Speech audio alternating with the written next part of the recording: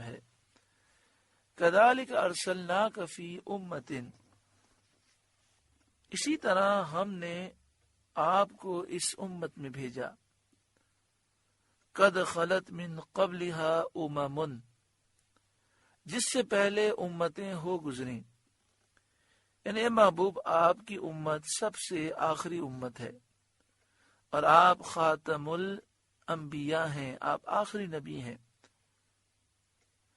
آپ کو بڑے شان و شوکت سے رسالت عطا فرمائی گئی، لِتَتْلُوَ عَلَيْهِمُ الَّذِي أَوْحَيْنَا إِلَيْكَ، تاکہ آپ انہیں پڑھ کر سنائیں جو ہم نے آپ کی طرف وحی کی، وَهُمْ يَكْفُرُونَ بِالرَّحْمَنِ، اور وہ رحمان کے منکر ہو رہے ہیں۔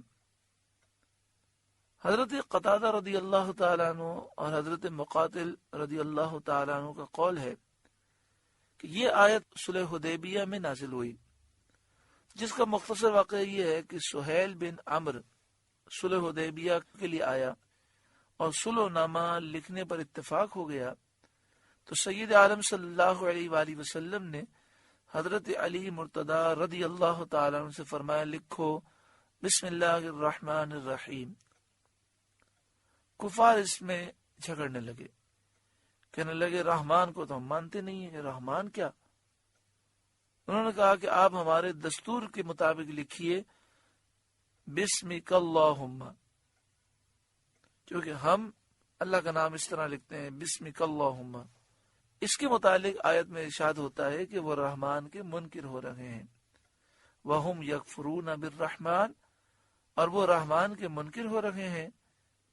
قل، اے محبوب آپ فرمائیے، ہوا ربی، وہ میرا رب ہے، لا الہ الا ہو، اس کے سوا کوئی معبود نہیں، اس کے سوا کسی کی بندگی نہیں، علیہ توکلت، میں نے اسی پر بھروسہ کیا، وَإِلَيْهِ مَتَاب، اور اسی کی طرف میری رجوع ہے، وَلَوْ أَنَّ قُرْآنًا سُيِّرَتْ بِهِ الْجِبَالُ، اور اگر کوئی ایسا قرآن آتا جس سے پہاڑ ٹل جاتے، او قطعت بہ الارض، یا زمین پھٹ جاتی، او کلم بہ الموتى، یا مردے باتیں کرتے، جب بھی یہ کافر نہ مانتے۔ شان نزول یہ ہے کہ کفار قریش نے سید عالم صلی اللہ علیہ وآلہ وسلم سے کہا تھا کہ اگر آپ یہ چاہیں کہ ہم آپ کی نبوت مانیں اور آپ کا اتباع کریں تو آپ قرآن شریف پڑھ کر اس کی تاثیر سے مکہ مکرمہ کے پہاڑ ہٹا دیجئے، تاکہ ہمیں کھیتیاں کرنے کے لیے، کھیت بنانے کے لیے وسیع میدان مل جائیں، اور زمین پھاڑ کر چشمے جاری کیجئے تاکہ ہم کھیتوں اور باغوں کو ان سے سیراب کریں، اور ہمارے مرے ہوئے باپ داداؤں کو زندہ کیجئے، وہ ہم سے کہہ جائیں کہ آپ اللہ کے نبی ہیں اور سچے ہیں۔ اس کے جواب میں یہ آیت نازل ہوئی اور بتا دیا گیا کہ یہ ہیلے حوالے کرنے والے کسی حال میں بھی ایمان لانے والے نہیں۔ بل للہ الامر جمیعا، بلکہ سب کام اللہ ہی کے اختیار میں ہے، تو ایمان وہی لائے گا جس کو اللہ چاہے اور توفیق دے، اس کے سوا اور کوئی ایمان لانے والا نہیں، اگرچہ انہیں وہی نشان دکھا دیے جائیں جو وہ طلب کریں۔ افلم ییأس الذین آمنوا ان لو یشاء اللہ لہدی الناس جمیعا، تو کیا مسلمان اس سے نا امید نہ ہوئے کہ اللہ چاہتا تو سب آدمیوں کو ہدایت کر دیتا؟ ان کفار کے ایمان لانے سے خواہ انہیں کتنی ہی نشانیاں دکھلا دی جائیں، اور کیا مسلمانوں کو اس کا یقینی علم نہیں؟ یعنی کیا مسلمان اب بھی یہ امید رکھتے ہیں کہ اتنی نشانیاں دیکھنے کے بعد بھی کافر ایمان نہیں لائے، تو اب جو یہ مانگ رہے ہیں یہ دکھا دیا جائے گا تو کیا یہ ایمان لے آئیں گے؟ کہ اب بھی مسلمان ان سے نا امید نہ ہوئے کہ یہ ہرگز ایمان لانے والے نہیں، کیونکہ نشانی دکھانا اسے فائدہ دیتا ہے جسے سمجھ نہ آئی ہو۔ یہ تو سمجھ چکے ہیں کہ یہ اللہ کے سچے نبی ہیں، اور فرمایا گیا کہ اللہ چاہتا تو سب لوگوں کو ہدایت کر دیتا۔ تو مفسرین نے فرمایا مراد یہ کہ بغیر کسی نشانی کے، لیکن وہ جو چاہتا ہے کرتا ہے، اور وہی حکمت ہے۔ یہ جواب ہے ان مسلمانوں کا جنہوں نے کفار کے نئی نئی نشانیاں طلب کرنے پر یہ چاہا تھا کہ جو کافر بھی کوئی نشانی طلب کرے وہی اس کو دکھا دی جائے۔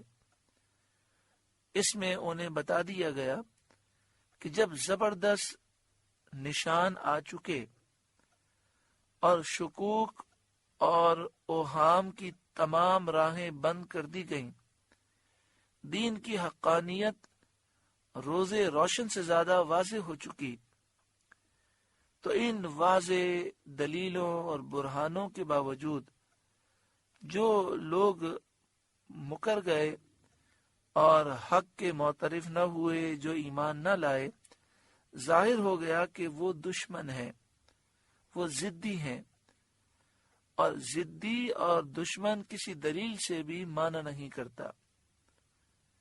تو مسلمانوں کو اب ان سے قبول حق کی کیا امید؟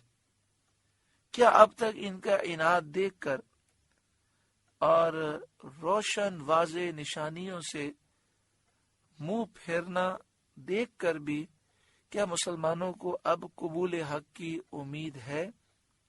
کیا ان لوگوں سے قبول حق کی امید رکھی جا سکتی ہے؟ البتہ اب ان کے ایمان لانے اور مان جانے کی یہی صورت ہے کہ اللہ تعالیٰ انہیں مجبور کرے اور ان کا اختیار سلب فرمائے۔ اس طرح کی ہدایت چاہتا تو تمام لوگوں کو ہدایت فرما دیتا، کوئی کافر نہ رہتا، مگر یہ دارالابتلاء ہے، یہ دارالامتحان ہے، یہ دارالعمل ہے۔ تو اللہ تعالیٰ نے اسے دارالامتحان بنایا، دارالعمل بنایا، تو یہاں حکمت یہ ہے کہ ہر ایک کو اختیار دیا کہ وہ سیدھا راستہ اختیار کرے یا جہنم کا راستہ اختیار کرے۔ اگر ان کے اختیارات سلب کر لیے جائیں اور کوئی کفر کی طرف جا ہی نہ سکے تو سارے لوگ مومن ہو جائیں گے، مگر اللہ تعالیٰ کی مشیت یہ ہے کہ اس نے دنیا کو دارالامتحان بنایا، دارالعمل بنایا، ایک مدت تک مہلت دی، اختیارات دیے۔ وَلَا يَزَالُ الَّذِينَ كَفَرُوا تُصِيبُهُمْ بِمَا صَنَعُوا قَارِعَةٌ، اور کافروں کو ہمیشہ ان کے کیے پر سخت دھمک پہنچتی رہے گی۔ او تحل قریبا من دارہم، یا ان کے گھروں کے نزدیک اترے گی، حتی یأتی وعد اللہ، یہاں تک کہ اللہ کا وعدہ آئے۔ یعنی یہ کافر جو جھٹلا رہے ہیں اور عناد اختیار کیے ہوئے ہیں، تو اس وجہ سے طرح طرح کے حادثات، مصیبتیں، آفتیں، بلائیں آئیں گی اور یہ اس میں مبتلا رہیں گے۔ کبھی قحط میں مبتلا رہیں گے، کبھی لٹنے میں، کبھی مارے جانے میں، کبھی قید میں، اور کبھی ایسا ہوگا کہ پریشانیاں، مصیبتیں ان پر نہیں آئیں گی، وہ ان کے قریب پہنچ جائیں گی۔ تو اس وجہ سے ان کی پریشانی کا وہ باعث بنیں گی مصیبتیں، اور ان کے اضطراب کا باعث بنیں گی، اور ان مصیبتوں کے نقصانات ان تک پہنچیں گے، جیسے خوف و ہراس کی فضا جو آج پوری دنیا کے کافروں پر قائم ہے۔ ان پر مسلمانوں کا ایک خوف طاری ہے، اور مسلمانوں کو دہشت گرد بنا کر ایک ہوا بنا دیا گیا۔ انہوں نے یہ جو ہوا بنایا، ان کا مقصد تو یہ ہے کہ یہ اس کے ذریعے مسلمان ملکوں پر حملہ کریں، قبضہ کریں، لیکن خود اس مصیبت میں مبتلا ہیں کہ انہیں چین نہیں ہے، ہر وقت خوف طاری ہے۔ ان اللہ لا یخلف المیعاد، بے شک اللہ وعدہ خلاف نہیں کرتا۔ اللہ تعالیٰ نے جو وعدہ فرمایا وہ ضرور پورا ہوگا۔ سورہ رعد کا 4 رکوع مکمل ہوا۔ اللہ رب العالمین اس رکوع کے نور سے ہمارے قلوب کو روشن اور منور فرمائے۔ آپ سے گزارش ہے کہ قرآن کے اس پیغام کو آگے پہنچا کر ثواب جاریہ حاصل کریں۔